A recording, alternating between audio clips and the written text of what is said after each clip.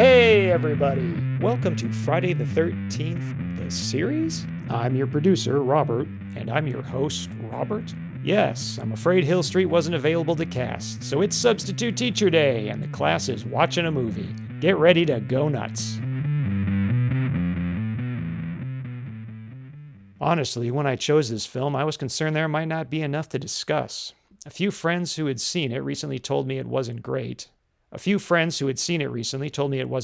but having watched it myself not long after it was released, and it making no lasting impression on me, my gut instinct was it might just be bland and forgettable. I will assuage that concern right now. It's wacky in all the ways bad Stephen King adaptations tend to be, but I'm far more interested in a weird parallel with Friday the 13th, the series. No, not the motif of haunted antiques, but the collision of artistry and schlock. However, unlike Friday, which vacillates wildly between the two, Needful Things is an exemplar of the art schlock spectrum, beginning almost pretentious, then sliding seamlessly along the gradient to culminate in bombastic B-movie spectacle. Before beginning a beat-by-beat breakdown of the entire movie, I should mention I learned there's a television cut of this film that's 3 hours long. The theatrical was 2. My thought? Why not make predictions as I go? Then, down the line, I'll watch the TV cut and possibly even read the book. Then next time I do an episode alone, I'll discuss those and we'll see if I should head to Vegas.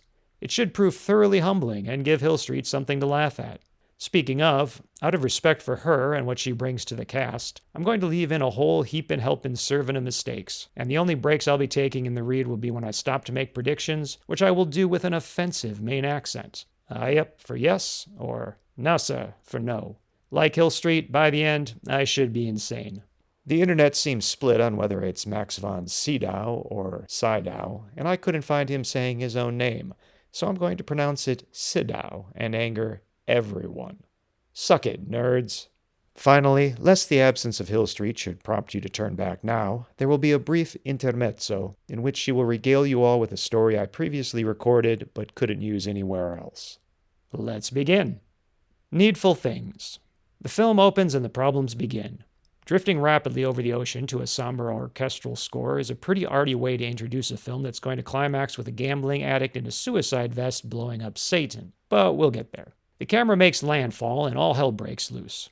The bird's eye view worked with water because it just created an ambiguous texture that made us a little uneasy as it raced by, but was bearable. But the foliage of the trees gives us just enough footholds in what we're seeing to make it feel like we're getting Father Maris's POV rolling down that Georgetown staircase if it led directly through 2001's Stargate sequence. Would love to know if there's a reason the N and S of Needful Things are bigger than the other letters. No criticism here, just wondering if there's a deeper meaning I'm missing. The title fades out and we launch into the story proper with, wait, no! We get more shots of coastline, except now, unambiguous. Great. We pass an obligatory lighthouse and fade into the story proper. No! Still more coastline. Now we're closer to the water, and this section reads as more densely forested. I guess we rented a helicopter, we're using a helicopter. Fine. Meanwhile, chanting has joined the score, letting us know this story is going to be epic, but classy. Hey, we finally moved inland to follow a road, which justifies a transition to ground level to speed along with our hero car. Side note, in this case our hero car is being driven by our antagonist. I wonder if this opening was an attempt at paying homage to Kubrick's The Shining. Prediction time! Okay, is this exact car in the book? Being the car guy he is, I'm going to make my first guess that this old black Mercedes is exactly as described in pages of detail by King in the book. So that is the firm to begin. Not sure if the rearview mirror not reflecting any portion of the driver is meant to alert us to the fact the car is being driven by the devil, but I like to think it is. Also, nice establishment of the antique store's customer bell here as a mirror ornament. But what with its constant tinkling, I refuse to believe the devil didn't angrily chuck it out the window 5 minutes outside Akron. Yeah, he's coming here from Ohio. In what could be an homage to Spielberg's Duel, the Mercedes growls as it passes the Welcome to Castle Rock sign. Cafe owner Polly and her waitress Nettie spy on the Needful Things antique store as it's prepared for opening, probably secretly disappointed it's not going to be an LL Bean. Polly is a good name for a cafe owner, but the actress playing her is Bonnie Bedelia, I'm guessing. And Bonnie is an even better name for a cafe owner. So I'm calling her Bonnie from here on out. Nettie is played by Amanda Plummer, in a cafe no less, so I'm going to call her Honey Bunny for mnemonic reasons. Sheriff Ed Harris pops by to propose marriage to Bonnie, and let's not even worry about the character's actual name because none of us has the sheer strength of will to think of him as anything except Sheriff Ed Harris. This is also where we get our first bit of horror when we learn the cafe offers a special that advertises 2 types of mustard like it's a selling point. It's a subtle way to let us know this town ain't quite right. Honey Bunny slaps down the world's most baroque small-town newspaper advertisement for Needful Things' grand opening. Surprising how many lute-playing angels it contains, but I guess the devil couldn't very well advertise with demons and hellspawn, so he chose counter-programming. How postmodern. Brian, a young teen skipping school, brings his mountain bike skidding sideways to a halt in front of Needful Things the way every single boy of his generation actually did. So nice attention to detail. Ditto the water bottle and small carrying rack on the back of his bike that actually has some bungee cables or something on it. And this wasn't a stunt person. The actor actually did it, on a very steep hill, on loose leaves, without a helmet. It's not an epic stunt, but definitely a liability risk for such a young actor. Speaking of the leaves, it really is great to see the fall depicted in film, especially when it doesn't have to be. Like most young boys, he's eager to check out the town's new antique store. Inside, the devil informs Brian he's been there before, despite Brian's casual protests that he hasn't, in a strange echo of Kubrick's The Shining. Prediction time! Is this referencing something from the book and TV cut? Yep, this has to be referencing something from the book. I'd put my money on a dream sequence, but maybe the devil just caught him snooping before the store opened. The longer cut feels less likely, but then why the reference here? So I'll stick with a less confident, yep. The devil is played brilliantly by Max von Sydow. Unfortunately, he brings too much class and is actually part of the tonal problem. You know, if they remade this film today, I would actually watch it with J.K. Simmons in this role. It turns out one of the devil's many names is Leland. Neat. And as friends of this podcast might appreciate, he refers to Brian as Master Brian, and so shall I.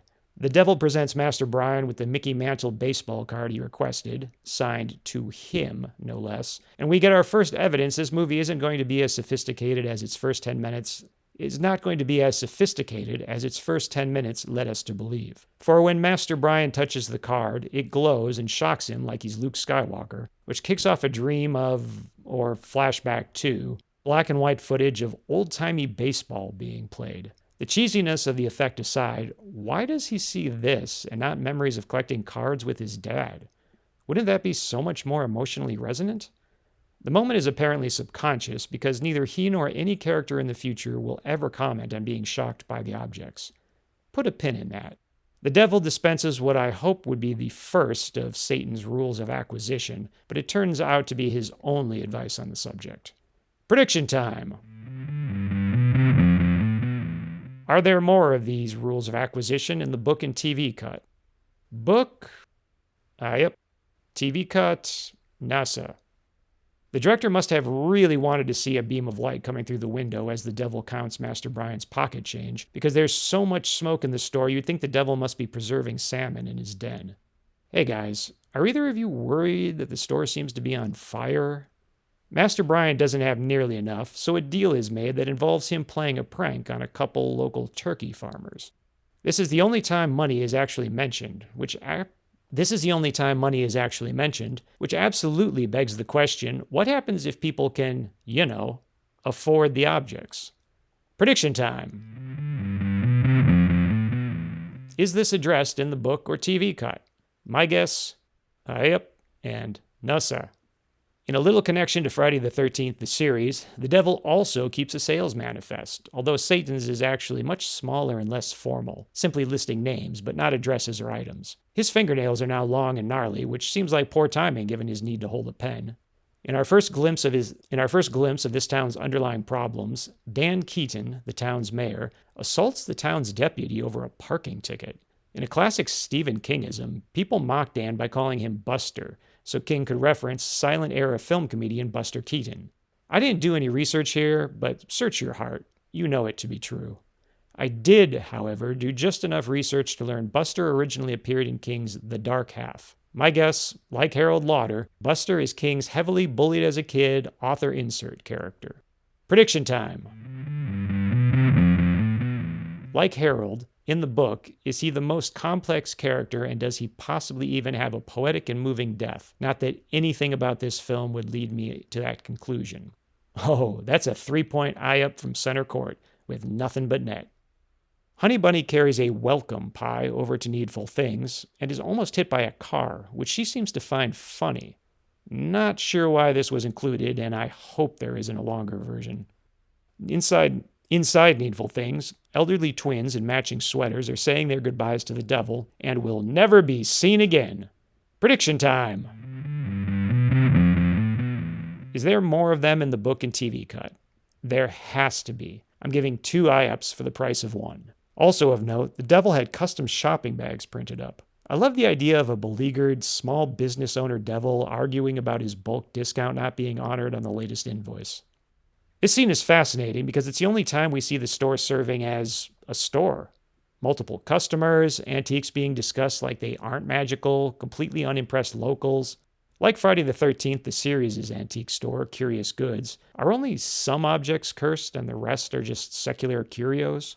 Another fault line in this town becomes apparent when the female turkey rancher threatens to kill and skin Honey Bunny's dog, which is pretty bold, given the whole town knows Honey Bunny killed her husband. It was done in defense, but one assumes she's killed more people than the turkey rancher has. This is as good a time as any to point out how much stronger the story would be without the magic items. Just a good old-fashioned morality play like High Noon, The Crucible, or, most apt, the Twilight Zone episode, The Monsters Are Due on Maple Street. Personal squabbles between the dramatis personae of this small town have created fissures, the devil pressures each just a little, and the whole town cracks. If the antiques put you under a magic spell, then there's no moral choice, no decision, and nothing means anything. It's storytelling 101. Plus, then the movie could reach an emotional climax with a line to the effect of, well, don't you see? Then the movie could reach an emotional climax with a line to the effect of, well, don't you see? It was never the demonic 18th century wood chisel. It was you all along. But no, this time the devil wins over Honey Bunny with a Hummel figurine that reminds her of being beaten by her husband. That makes even less sense than the baseball card. If these magic items are going to drive the plot, can their power at least make sense? I really want to get back to the plot, but this scene is also where the devil starts casually dropping references to things he shouldn't know about. I really want to get back to the plot, but this scene is also where the devil starts casually dropping references to things he shouldn't know about the characters, or at least information personal enough they should be curious and or offended at his mention of it. Because no one is, and almost never does anyone ask how the devil knows what he knows, I have to believe that, like the objects, simply being in his presence is enough to put people under his spell. It's not wrong exactly. He is the devil. But as with the objects, no one ever acts charmed, so that's all pure conjecture. I'm sure someone will claim if you read every single book King has ever written, it all ties together perfectly and is brilliant. Okay, fine. A giant space turtle did it all. You win. Moving on. Master Brian arrives at the turkey ranch to fulfill his obligation to the devil by smearing mud and feces from the turkey pen on the rancher's drying laundry. Like any real kid, he fails to bring a spade or shovel or anything to collect said mud, and has to use his gloved hands. So, once again, nice job making this kid believable. Meanwhile, Sheriff Ed Harris and the devil enjoy the pie Honey Bunny brought over while discussing what brought them to town. Strangely, the devil feels like he knows Sheriff Ed Harris from somewhere, but can't place it. The Truman Show, maybe? Seriously, I can't imagine why it isn't the other way around. Okay, prediction time. Is it explained in the book and TV cut? Eye up and no sir. Also odd, Sheriff Ed Harris doesn't want anything from the store, and as just mentioned, the devil almost seems out of his depth in dealing with him. So are some people just immune from temptation? In moments, Sheriff Ed Harris admits to accidentally killing a suspect, so sounds like a sinner to me. Then again, he's admitting to murder moments after meeting a man he doesn't know from Adam, so maybe he is being influenced in some way? I don't know. Prediction time. Do the book and TV cut explain why some people are more susceptible than others? The book, yep. The TV cut, NASA. One artsy transitioning shot of a church steeple set against ominous clouds later, and the film introduces Our Lady of the Serene Waters. When a church is called that, you know you're in a fishing community. Not sure why Bingo Night is spelled N-I-T-E, except they had to save one letter or it wouldn't fit. Not a mistake, just odd. Sheriff Ed Harris shows up to hear the town's priest complain about a mean letter he received from the town's reverend that includes the slur mackerel snapper.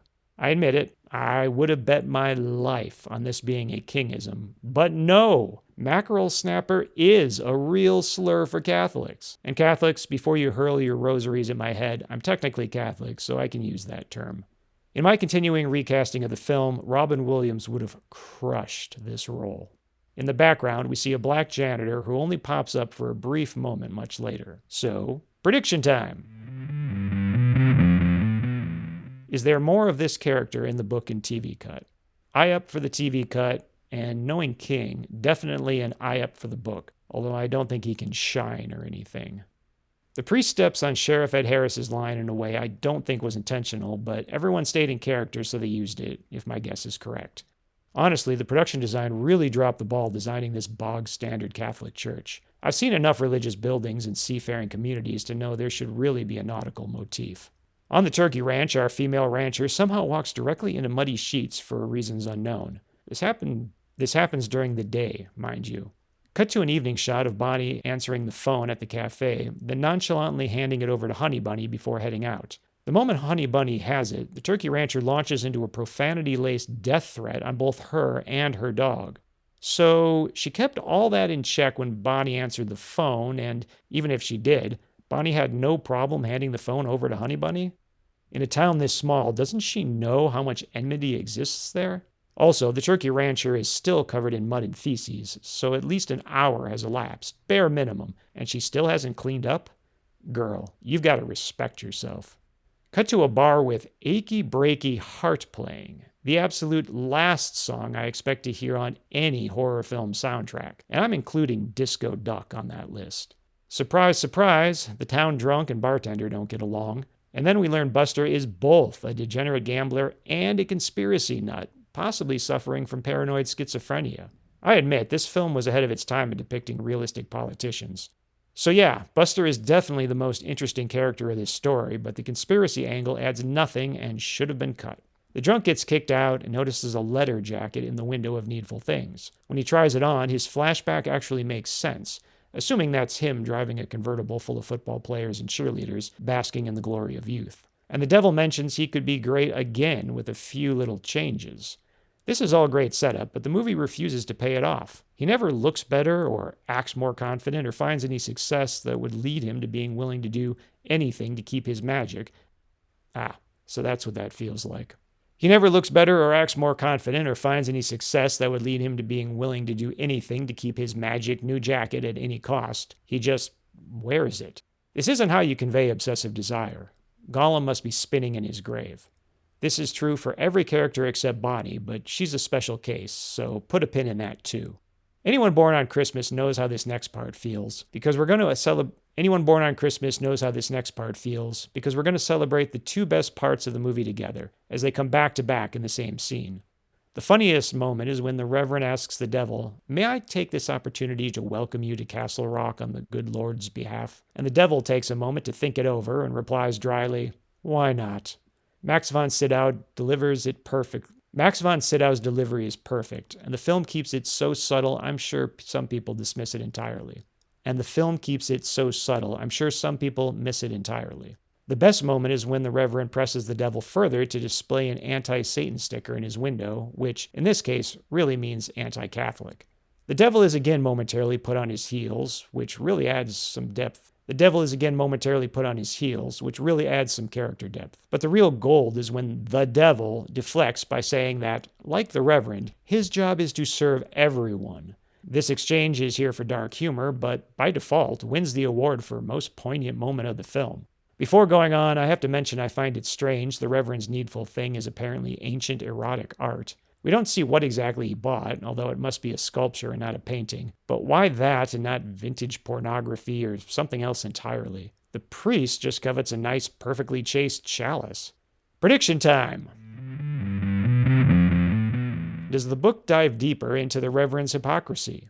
Oh, you better believe that's an eye up. The devil swings by the cafe to finally meet Bonnie. I would skip this scene entirely, but the way Max von Sydow stresses the word dunk after requesting a donut, something I might dunk, is my second favorite moment of the movie. So yes, for those keeping score at home, my favorite two things are Max von Sydow line deliveries. Also of note, the scene ends with the devil turning to discover Master Brian standing just outside the window, staring at him before fading out. It's weird. Presumably it's an acolyte situation, but it's almost like the devil is the hero and Master Brian a slasher villain. Prediction time. Do they have a longer scene here in the book and TV cut? Could go either way, but I'll wager two high-ups. Sheriff Ed Harris shows up at the mayor's boat business, and Buster pulls a gun on him. Any repercussions? Nah. In a nice bit of story development I'm sure comes from the book, Sheriff Ed Harris and local politicians have figured out Buster is probably stealing money to cover gambling losses. Buster confirms it and asks for a little time to return it, and Sheriff Ed Harris actually agrees. None of this has anything to do with the movie, but it's more interesting, so I don't really mind its inclusion. Bonnie happens to spot them while heading down to the docks. It's not that the amount of mist swirling behind her is too much, it's that this fog has places to be.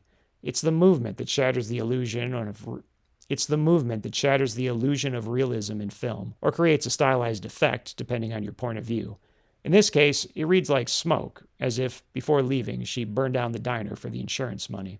While watching this moment, I wondered what business she had on the docks at night, and figured the TV cut would explain she lives on a boat. Not quite. She's going to visit Sheriff Ed Harris, who we'll later learn lives on a boat. So close.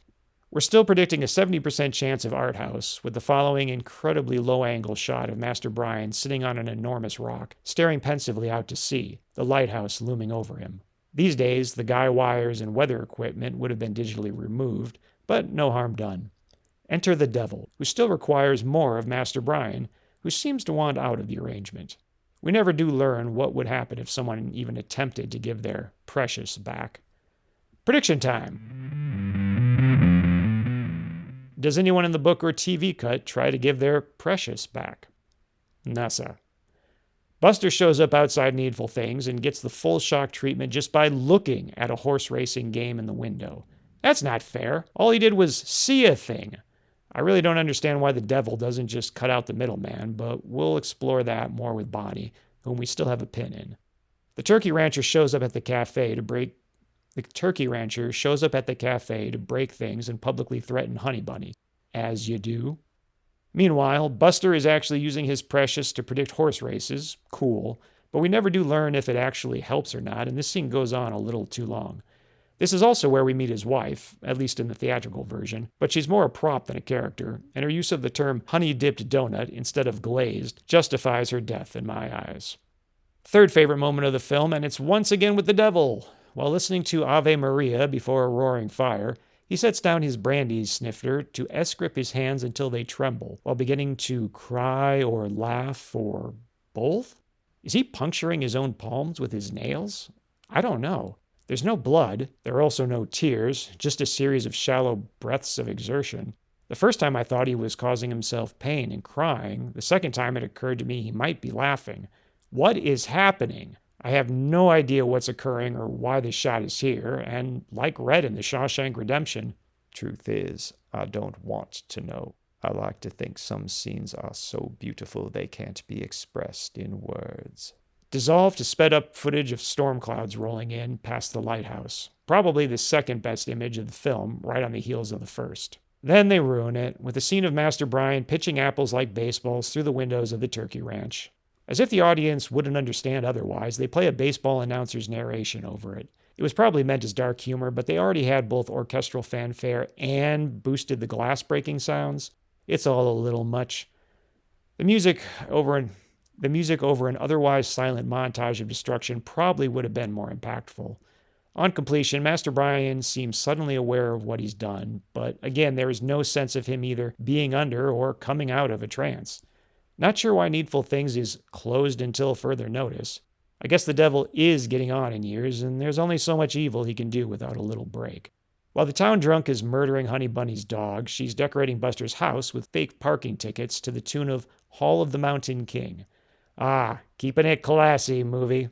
To add some suspense, Buster comes out of his study and almost encounters her, which doesn't work for two reasons. One, they're so close together she would have to make zero noise not to be heard. Two, the use of the music creates a tone of dark humor which doesn't jive with the suspense. Maybe the near encounter was also supposed to be humorous, but it isn't, so epic fail any which way you slice it. So Honey Bunny returns home and opens a closet to find her dead-skinned dog. Good God, movie. Talk about tonal whiplash. Dude didn't just kill it, but skinned it and trussed it like a Thanksgiving turkey. This is, hands down, the most horrific moment of the film. Guessing this isn't in the TV cut. Even when we're not seeing the corpse, in close-up, I might add, the clear shadow of a dog's head is thrown on the wall beside Honey Bunny. This is probably so they'd have an option for TV, but it just adds to the horror here. I was expecting to see a dead dog, but good Lord. And back to the devil as he again listens to Ave Maria by a roaring fire, his devil teeth now visible as he chuckles to himself. Got to admire a man who enjoys his work. Believing the turkey rancher was behind the dog murder, Honey Bunny shows up at the turkey farm, knife in hand, ready to kill. Believing Honey Bunny smashed her windows with apples, the turkey rancher is likewise, cleaver in hand, ready to kill. Thy fearful symmetry notwithstanding, there was really no need for the window smashing. You really only need one person showing up to commit murder to justify a fight to the death, especially between two characters who hate each other. Granted, Master Brian's dirty sheets prank was pretty mild, so maybe the smashed windows were included so he would feel deeper regret, but I still argue it wasn't necessary. Now, a prolonged knife fight set to Ave Maria. Delightful. It's interrupted halfway through for an attempt at dark humor when the turkey rancher's husband finally notices the busted windows, but they would have been better off just letting the fight play out. Both women die, and the devil checks them off a surprisingly short list of names. I guess he's all about quality over quantity. Buster bursts into Needful Things, claiming they're after him. Then we see that two cop cars do, in fact, come roaring past. So prediction time. This one is a no-brainer. Eye up and eye up. The book and TV cut explain this. But that's another odd thing about Buster. He acts like a paranoid schizophrenic, but his crimes are known by some and suspected by others, so he's right. They are after him. Bonnie is already at the store, hoping to receive an antique that will help with her crippling arthritis, so let's finally unpin her. She's the one character who acts like her precious is, in fact, precious, and she does so because it literally relieves pain. This is where the central metaphor of this story can be found. One would think it would all be an allegory for consumerism or capitalism or materialism, but Dawn of the Dead, this is not. It's not about any ism, it's about addiction. Specifically, I believe, King's. He is once again working through his struggles with substance abuse the only way he knows how. That's also why Buster is addicted to gambling and we have a town drunk. What about everyone else? You're right. I don't think they fit the metaphor very well, and they only exist because King likes to write ensemble pieces that often would benefit from a great deal of editing. Honestly, I think the man has written many fantastic stories, but I think his shorter pieces are frequently his best. Not to mention, at this point, he was coming off a lot of drugs. Granted, commercial consumption can be a form of addiction, but these people aren't ravenously consuming. They all just want one thing. Sometimes to feed an addiction, sometimes to eliminate pain, sometimes to escape reality for a spell. So I don't think this is Requiem for a Dream, in which different addictions are just the symptom of holding on too tightly to our hopes and fantasies. I think addiction itself is as deep as this well goes, and even then, the execution is clunky. Despite what I said about Bonnie's situation being exceptional, she's also exceptional in another way. Apparently, the devil wants to bang her, as evidenced by her electrocution cutaway scene of her being ravaged by the devil. Apparently, the devil wants to bang her, as evidenced by her electrocution cutaway scene of her being ravaged by the devil. Technically, this is a flash forward, and the only one we get in this cut of the film. Why her, or maybe more accurately, why only her? Never explained. Prediction time. Was this explained in the book and TV cut? I'll put my money on Ayup and Nasa. Back to Buster. We get an explanation for why he thinks they're after him. It's just not a good one. Apparently, the obviously joke parking tickets Honey Bunny put in his house are enough to convince him nebulous forces are actually out to get him, to the point he's currently holed up in an antique store with a loaded gun. Man, this character is all over the map.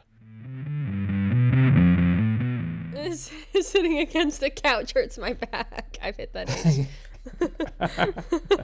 I need to be against like a hard wall to be comfortable. If it's anything soft, my back just takes its form and it hurts. Oh, nice. You are made out of putty. Oh, delightful. No, wait. Oh, wait. That actually reminds me of a story. Wait, I have to tell you this. I can't believe I'm going to tell you this. When you said made out of putty, I swear we'll get into the show in a second. But I should tell you this because it's so funny. So I went to the chiropractor. And he's like looking at my legs and he's like, take your shoes off for a second. And I take them off and I was like, are you going to talk about my feet? I'm aware that I have bad feet. Like, I've been told by several doctors that my feet are really messed up. And he's like, yeah, I'm going to take you in for like a foot scan. He had like this machine that like x-rays your feet or whatever. I'm like, okay. He's like, yeah, it just tells us like if you need arch supports or whatever. I was like, oh, I definitely do. But sure, go ahead. I was like, this other doctor told me I had like super messed up feet. So they do the scanner does a little scan of my feet, and his nurse is in there with me, and she like, the scan finishes and their scale of like good to bad, like the severity goes up to 125. It scans my feet and it comes out to 100. Go on. It comes out to 176. And she goes, oh my God. She's like, I'm sorry. I've just never seen that before. I didn't know it could go that high. She's like, you have the worst feet I've ever seen. She's like, I'm so sorry. I've done this for a long time and I've just never seen that. I've never seen a foot. I really wish I could show you the picture. I actually have it on my phone. She's like, I've never seen a foot do that. Like, it's so flat. Like, even your toes are, like, pressing into the floor. Like, even your toes don't curve. She's like, I'm sorry. Am I being rude? I was like, oh, no, you're fine. I've heard it all before. She was like, my mind's blown. Like, I just didn't know that feet could be this bad. And she was like, I didn't know our scale went this high. I was like, yeah. So anyway, so I go back in the room with the chiropractor, and he's working on my shoulder. I was like, did you look at my foot scan yet? And he was like, not yet. We'll look at it together in a minute. I was like, because your nurse kind of freaked out. Like, she said it's the worst she's ever seen. And he was like, well, that's not good bedside manner. She shouldn't say that. I was like, oh, no, it's okay. I didn't. She's taking an Instagram photo with it. Right? She's like, pointing, doing duck lips. I'm like, yeah. I know, like, she was definitely passing it around up front to all the other girls. They were definitely all freaking out. So he's like, she shouldn't have said that. I was like, no, it's fine. So he's like, let's look at it. He opens it up. He goes, good God. he's like, I've never seen this. He's like, I've been a chiropractor for 25 years. I've never seen feet like this. He's like, how are you walking right now? I was like, I don't know. But he's like, oh, sorry. He's like, oh, okay. I'm sorry if that was rude. I was like, no, it's fine. Apparently, I'm horrifying your entire office. But so just like the timing of him, you can't make this up. He literally was like, she shouldn't have said that. That's rude. He clicks it. He's like, good God. Good God. So good. It's basically, there's so much pressure on your feet. They imagine if they take off their shoes, they're just going to see like two moldy grapes. They just like, he's like, don't hop off the table. They'll explode on impact. I know. I told him that my sister always makes the joke that my feet are made out of Play-Doh, and every time I walk, they just like completely slap the floor. And he was like, I get that analogy. That makes a lot of sense to me because I have never seen a foot this flat. He's like, it just like sinks into the floor completely. I was like, you know what? I'm still kicking. They're still getting me from point A to point B, but you know, he was like, the consequences of this are severe. I was like, what are you trying to sell me? Because I'll buy it. Exactly. Yeah, this is turning into a real auto mechanic situation. Like, ma'am, legally, I can't let you walk out of here on these feet. I was like, what do I need? Crutches, a wheelchair? I'll take it. Right? What do I gotta say to put you in some prosthetics today? Can we just get a saw in here? Let's just cut them off. Yeah. Oh, it was so funny. Anyway, yeah. So I am made of putty.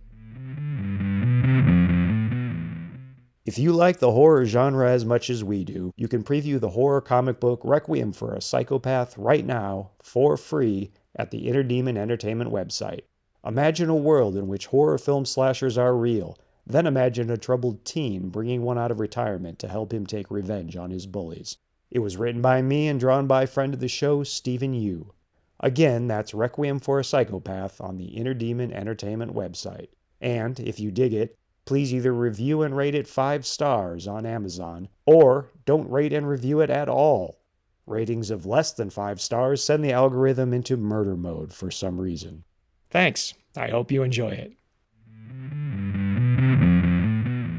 We're just over the halfway point and can feel that the slide into pure schlock began not long ago, but few things are black and white. So now we get a really interesting and unique moment in which embattled holy men, a priest and a reverend, momentarily put aside their differences to deliver last rites and a death blessing, respectively, to Honey Bunny and the Turkey Rancher.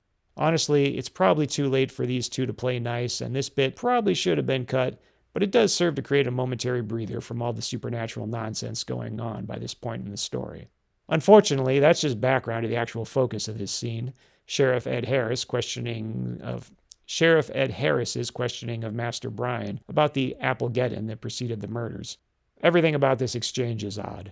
First, Master Brian tries to convince the deputy to let him speak to the sheriff. Only to immediately button up and deny any knowledge of Applegeddon the moment Sheriff Ed Harris walks directly up to him and begins questioning him. Second, Sheriff Ed Harris tosses him an apple he's been holding in bloody surgical gloves. Third, not trying to tell you how to do your job, but did you just toss evidence from a crime scene to a minor? Is that how chain of custody works in fishing towns? Like a Maine versus Connecticut lobster roll situation? Fourth, Master Brian attempts to catch the apple, but fails, which I think was unintentional. But fails, which I think was unintentional, but fine. Fifth, there appears to be a news crew in the background. No problem with that, but they're using a boom microphone like they're making a movie, when reporters typically hold the microphone, thus eliminating the need for an entire crew member. As Master Brian leaves, he bumps into Satan.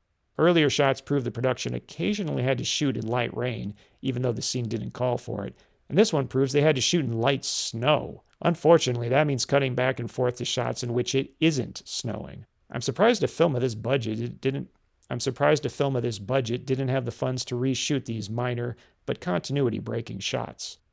Finally, moving on, we now get our last and most artistic shot of Master Brian chucking stones.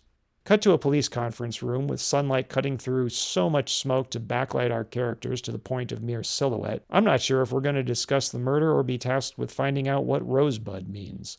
I would skip this scene entirely, except I noticed, deep in the background and only for a moment, a woman in large sunglasses and a leopard coat walk past for a split second. I assumed she was supposed to be a prostitute, but it turns out we'll see her several more times without ever meeting her, because this is Master Brian's mother. Prediction time. Is she developed more in the book and TV cut? Oh, that's a fat stack of, drizzled with maple syrup. She's definitely an unfortunate actor whose lines were cut from the theatrical release, and I feel certain we learn more about her in the book. Oh, prediction time, Daily Double. Do the book and TV cut have Sheriff Ed Harris doing actual police work to arrive at the conclusion Master Brian threw the apples? Tough call, but I'll go, yep. But in this cut, he simply feels they didn't finish their conversation at the crime scene, so tracks Master Brian down to continue the questioning. This is when we learn Master Brian is the first character to suspect the devil of being evil. Definite echoes of King's It here, also a splash of Salem's Lot, and really any other story of his with kids realizing a danger before the adults. This is also when we learn Master Brian has been having nightmares about the devil. So again, prediction time. Were these scenes in the book and TV cut? Prediction time. Were these dreams in the book and TV cut? Dreams and vague psychic unease are classic King, so I'm putting a brick on the eye-up pedal, then rolling out of the car. Well, this is it, folks. The schlock event horizon, after which subtlety and sophistication are irreversibly, exponentially replaced by camp and melodrama. Master Brian is sitting high up on some industrial structure, most likely supporting the hillside town from sliding into the ocean, so the potential for suicide by way of a fall was served up on a silver platter. But instead, a crying Master Brian whips out a shiny handgun, racks the slide, and puts it to his temple. It's all downhill from here. Master Brian pulls a Kingism twofer when he warns Sheriff Ed Harris not to come closer so he doesn't get the stuff on him, and then calling the devil a poison man. Try to understand. He's a poison man. I'm guessing the stuff means his brains, and the second speaks for itself, but man, King, why can't your characters just speak like human beings? Prediction time! Are these two phrasings lifted directly from the book? I'm awfully glad you asked me that, Lloyd, because I just happen to have 2 20s and 2 10s right here in my wallet. I was afraid they were going to be there until next April. So here's what. You put it all on IUP. As Sheriff Ed Harris dives for him, Master Brian proclaims, "Mickey Mantle sucks," which sounded way cooler in the screenwriter's head, then pulls the trigger in slow motion, except the extreme close-ups of the gun destroy any sense of geography, so we don't know whom, if anyone, was shot. Not knowing is fine, but these 2 shots of the gun just feel completely disconnected from all time and space. And another arty extreme low angle of the devil on the rocks beside the lighthouse as angry clouds race past. Too little, too late movie.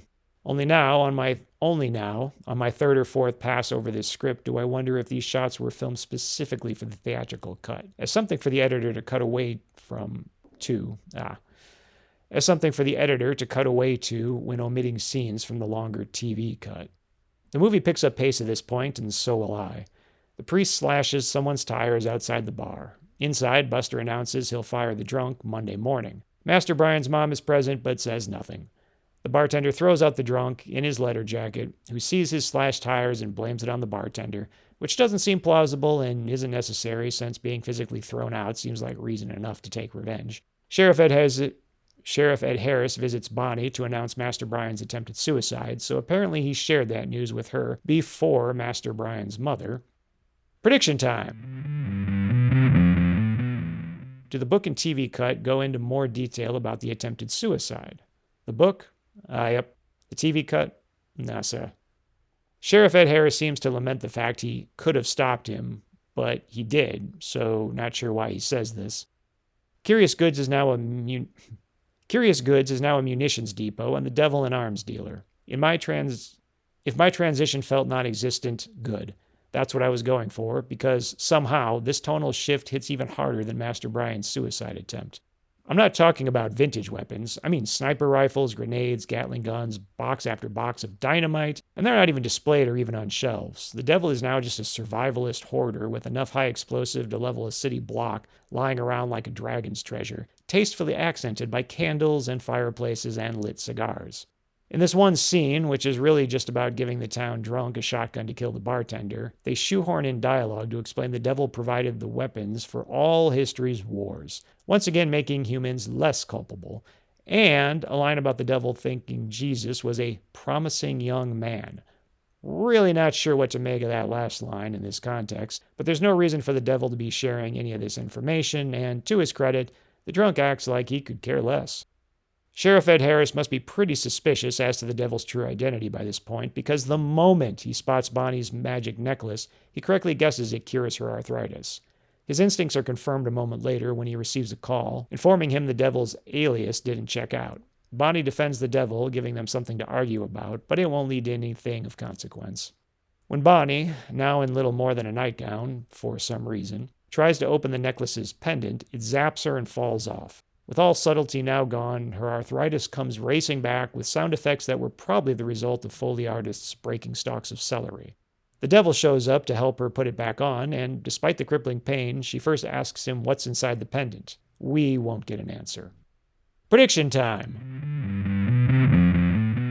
Do we learn what's inside the pendant in the book or TV cut? The book? I'll see your eye up and raise you an eye up, further wagering it's some dark power that ties into the whole king mythos. As for the TV cut, who really needs clear storytelling, so nasa. Again, this storytelling is absolutely the best metaphor for addiction. Again, this storyline is absolutely the best metaphor for addiction, as the devil offers to sell the pendant to her for $20 and a small favor, which turns out to be of the sexual variety. But just to rub some salt in the wound, the devil first convinces Bonnie that Sheriff Ed Harris is colluding with Buster on his embezzlement, further fracturing their relationship. While exploring the now empty curious goods, Sheriff Ed Harris is scared by a random boiler flare-up, complete with an animal growl sound effect and fire that emanates from in front of the boiler because they apparently didn't think the flare-up inside the boiler was big enough. Between this and The Shining, I wonder what type of boiler-related accident King had as a child. The devil keeps vintage newspapers about all history's greatest atrocities, and Sheriff Ed Harris takes some as evidence. Of what? I don't know. Unfortunately, his focus on that means he stopped searching and missed the stockpile of pipe bombs and dynamite just 10 feet away. We really do only see what we're looking for. On his boat, seen here for the first time in this cut, Bonnie discovers envelopes of cash, supposedly proving his corruption. However, I doubt he would just leave a pile of bribe envelopes out on his desk, and I definitely don't think he'd accept them in window envelopes. Upon receiving the vintage newspapers, the deputy asks Sheriff... I'm really bad at this. The deputy asks Sheriff Ed Harris the correct question. Are you really suggesting this antique dealer was committing crimes in 1894? Before they can hash it out, Bonnie phones him to call him out on alleged bribery. Bold move for someone who just cheated on her fiancé with the literal devil. Outside the station, Buster crashes into the deputy's car. Why he's the one escalating makes no sense, as it was the deputy who was last wronged via a gift bag that turned out to contain a mousetrap. Then again, I don't think the deputy ever accepted a curio from the devil, so he's not under the devil's control. Prediction time! Is there a scene in the book or TV cut that sets up why Buster is coming after the deputy right now? I'll send a heavily armored IUP division to both the eastern and western fronts. They fight in the rain, and Sheriff Ed Harris has to come out to save the deputy. I have to say, timing a lightning strike to a punch to emphasize it is a great idea, and one I'm surprised we don't see more often. A line here implies Buster gave Master Brian the gun he used to attempt suicide, so there's definitely a missing scene from the book and TV cut. No guessing necessary. He handcuffs Buster to his own car, then just leaves the concussed deputy to handle things while he goes off to deal with all the mounting chaos around town. I guess he's working with what he's got, but that doesn't sound like a solid plan. And in fact, it isn't. We get some ill-timed dark humor as the deputy pretends to shoot Buster, to which Buster responds by beating him unconscious, then taunting him with an actual playground na-na-na-na-na-na. What is happening to you, movie?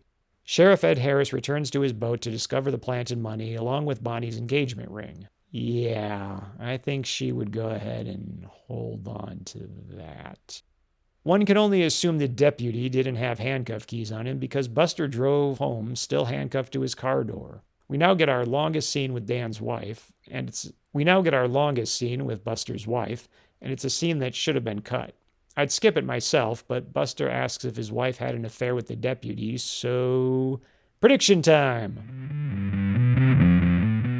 Were there more lines in the book and TV cut that implied he suspected this? And did she? I'll go with IUP regarding his suspicion, but NASA that she actually did. I guess they left this section in, hoping Buster's scenery chewing would be funny enough to justify it being here, but it isn't. And the movie would be stronger just seeing the aftermath of his wife's death, letting us imagine it, and it would keep the pace moving forward in the home stretch. They already have the perfect shot and could have just cut to him cleaning his bloody hammer after calling his wife to the garage. But instead, we get some Shelley Duvall-level groveling from a character we don't know. Then she accidentally calls him Buster and is bludgeoned for it. If this were Tales from the Crypt, it would be perfect. A shotgun double KO in the bar takes out the town bum and the bartender. Meanwhile, Buster is bearing explosives at the Catholic Church, and the devil shows up to micromanage. Just let the guy pray while he commits sin for you. What's the harm?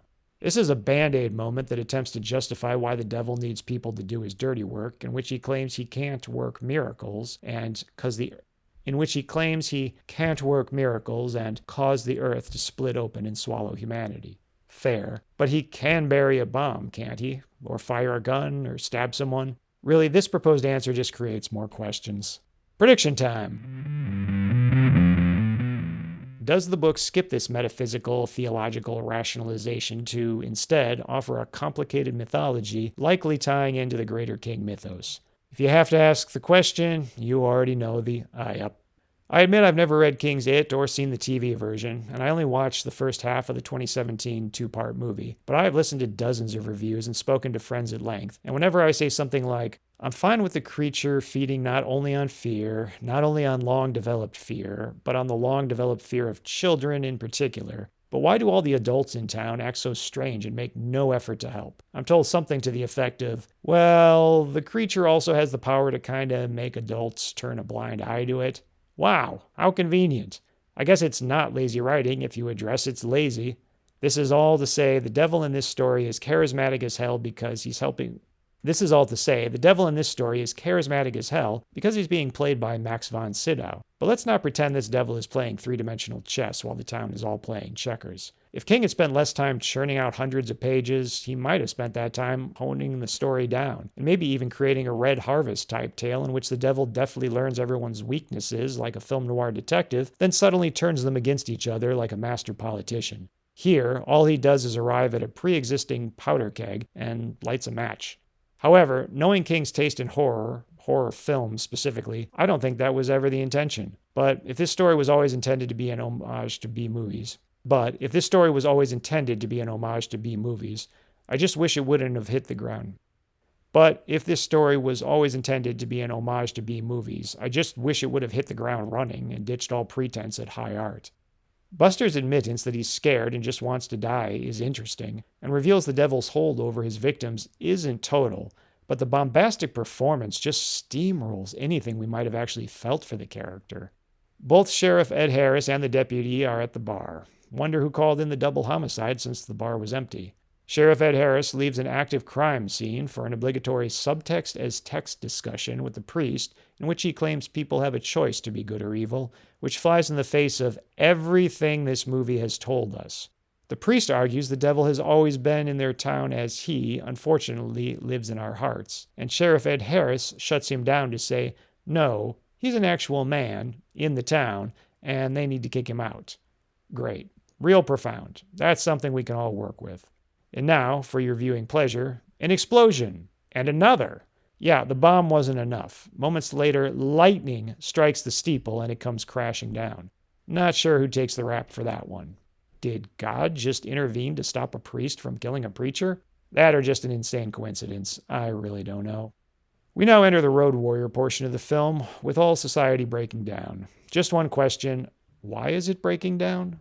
The film established a list of 14 names before the devil hung his closed sign, and those people seem to be dying in pairs because they already hated each other, and 5 have already been taken off the board. So why is the whole town taking on an every person for themselves mentality? Prediction time! Does the book or TV cut explain why everyone has gone insane? Yep. I'll guess the book explains this with a vaguely defined psychic horror that's something like the devil's background radiation. Call it passive anarchy, if you will. As for the TV cut, NASA. A character named Frank we've barely seen beats a man for taking his copy of Treasure Island. Prediction time, again. Do we learn Frank's story in the book and TV cut? Please. Yep. Sheriff Ed Harris intervenes, but once again sends a concussed man to drive himself home, so not real knowledgeable about head trauma. A motorcycle almost runs him down, and the choice of a motorcycle for that mission seems odd and specific, so just for fun, prediction time! Is there more about the motorcyclist in the book and TV cut? The book, yep. The TV cut, NASA. Master Brian's mom shows up again when looting begins, but only for a moment, and we already discussed her. Funny, looting actually would support an anti-consumerism message the story isn't telling. We get another explosion when someone blows up a store for no reason. Yeah, Satan, people just need a little push, and a block of C4.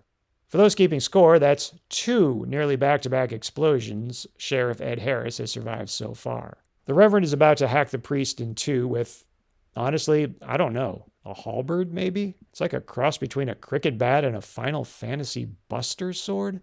I'm guessing it has something to do with commercial fishing. Prediction time. Is it here because King tried to make it a thing in the book like the roque mallet in The Shining? Just call it croquet. Croquet is obscure enough. No one knows what roque is. Anyway, and you knew this was coming.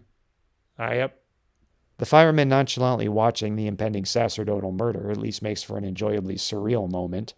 The priest gets the upper hand, and Sheriff Ed Harris is about to shoot him until the devil actually spurs him on, obliterating any distinction between using violence to save lives versus using it for personal gain or satisfaction. And that's ignoring entirely the trolley problem aspect of this moment, where it's really just choosing which person is going to die.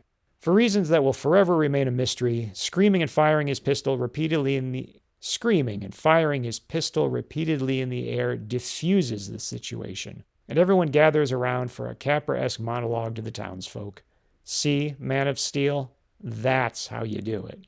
The devil calls him a wussy. Really, film? Playing coy now?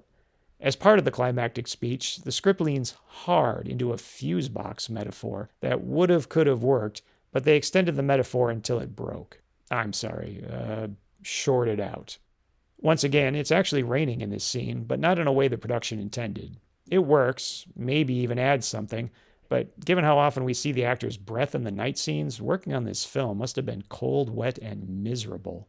A lot of characters we never met get name-dropped here, so prediction time! Are these all characters you know the drill by now. I up the book. I up for some of them in the TV cut. In fact, we finally learn Master Brian's mom is named Cora, and she finally gets a line, and that Master Brian is in the hospital, presumably from the suicide attempt. Prediction time. Was the hospital scene in the book and movie? That's a double dose of I-up. The devil actually calls them puppets, which is kind of the biggest problem with the story, so definitely a gambit that doesn't pay off. Buster shoots Sheriff Ed Harris with a high-powered sniper rifle, but only wounds him before revealing a suicide vest and threatening to blow up the town, so I guess the devil did have a plan B after all. I'll give him that. Of course, if destroying the town was the only goal, Buster should have been plan A. Sheriff Ed Harris assures Buster he didn't bludgeon his wife to death with a hammer. The devil did. So again, no one's culpable and none of this means anything. Dang it, this was almost over and Max von Sydow had done everything he could to elevate the material, but now you made him say, "Sticks and stones will break my bones, but names will never hurt me," and even he finally collapses under the load. Prediction time. Is that an exact line from the book? Well, it's not technically a Kingism, just an old-timey saying, but one I'm convinced warrants a firm, confident, yep. This film came out in '93, but the '80s one-liner craze was still in full effect, so Buster has to tell the devil, "Don't call me Buster," before tackling him through a window and blowing up Needful Things. We assume on purpose, although who really knows. With that, a badly bleeding Sheriff Ed Harris survives his third explosion of the last 10 minutes. And to be fair, it puts modern CGI explosions to shame. Debris rains down on the priest and preacher, hiding in a cemetery that, I guess, is located on this town's main street. One of the tombstones wobbles, and I wonder if King requested that as an homage to the low-budget horror films of his youth. The devil walks out of the burning rubble completely unscathed, gives Sheriff Ed Harris his best, and proceeds to inform him he'll have a wonderful family and that he will meet his grandson in Jakarta in 2053? Okay. Prediction time. Is this a reference to the King mythos? Yep, I guess. Maybe something covered in the book's epilogue, or maybe just something you have to understand from reading other King books. I'm shocked this line is here, but also don't care anymore. Also, are we to assume from this Bonnie's first child will actually be the devil's? I see a strong argument, but it's not definitive. As the devil drives out of town, it's sunny, which is super weird because it was just night and stormy. As he passes the Welcome to Castle Rock sign, his Mercedes just up and vanishes. Just to remind us how far we've fallen, to close, we revert back to full art house pretension with a helicopter shot along the coast, playing in reverse, set to operatic chanting as the credits roll. The credits confirm, like Friday the 13th, the series, this was also shot in Canada. Unbelievably, we actually end on a positive note, as it's refreshing to see a film with a longer list of stunt performers than the special effects team. Thanks for listening, everyone. We know you have a lot of choices when choosing a Friday the 13th the series podcast, and we sincerely thank you for choosing ours. Special thanks to Joshua Romeo for original music, and to Stephen Yu for original art. If you want to support our show, you can leave a review and rate us 5 stars on Apple Podcasts. If you want an occasional update on our projects, you can sign up for our newsletter at the Inner Demon Entertainment website. And if you want to follow us on social media, honestly, we don't like social media. We're not good at social media, but links can be found on our website. And always remember what Carl said to Frylock. It don't matter. None of this matters. Good night, everybody.